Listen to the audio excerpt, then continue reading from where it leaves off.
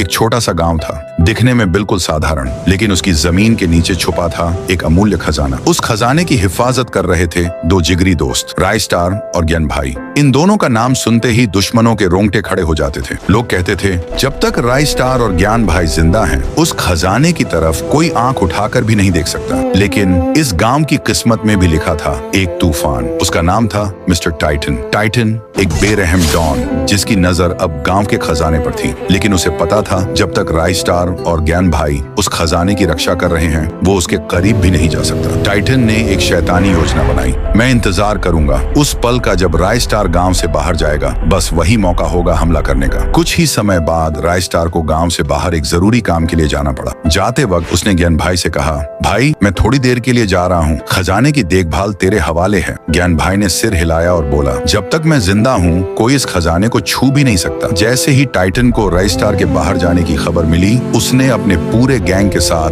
गांव पर धावा बोल दिया। रास्ते में जो आया, टाइटन ने उसे बेरहमी से मार गिराया। आखिरकार वो खजाने के सामने पहुंचा, लेकिन तभी ज्ञान भाई सामने आ गया। रुक जा टाइटन, मेरे रहते तू इस खजाने को हाथ नहीं लगा सकता। टाइटन गरजा, हट जा मेरे रास्ते से, वरना अंजाम बुरा होगा। ज्ञान भाई नहीं हटा। टाइटन ने अपनी बंदूक निकाली और गोली चला दी। ज्ञान भाई जमीन पर गिर पड़ा। टाइटन ने सारा खजाना उठवाया और अपनी गाड़ियों में भरवा लिया। कुछ ही देर बाद रायस्टार वापस गांव पहुंचा। चारों तरफ लाशें बिछी हुई थीं, जलते हुए घर, रोते हुए लोग, और तब उसकी नजर पड़ी ज्ञान भाई पर। ज्ञान भाई अंतिम सांसें ले रहा था। किसने किया ये सब? रायस्टार चीखा। ज्ञान भाई ने कांपते हुए हाथ से इशारा किया और बोला, वो टाइटन था। और ये कहते ही ज्ञान भाई ने आखिरी सांस ली। रायस्टार की आंखों में आंसू नहीं, आग थी। जिसने भी ये किया है, मैं यूज छोड़ूंगा नहीं। टाइटन अपने अड्डे में बैठा खजाने की चमक में खोया हुआ था। तभी उसके एक आदमी ने खबर दी, बॉस रायस्टार आ रहा है। टाइटन मुस्कुराया और बोला, बस उसी का इंतजार था। रायस्टार आया,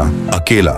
टाइटन चिल्लाया, तेरे दोस्त को मारकर अच्छा किया, अब तेरा भी वही हाल होगा। रायस्टार दहाड़ा, आज तेरा हिसाब पूरा होगा। टाइटन। दोनों के बीच जबरदस्त लड़ाई छिड़ गई। गोलियों की आवाज, बम के धमाके, धुएं और आग से पूरा इलाका गूंज उठा। जब धुआं छंटा, टाइटन जमीन पर पड़ा था और रायस्टार अपने गांव की राजगद्दी जैसी कुर्सी पर बैठा, एक राजा की तरह।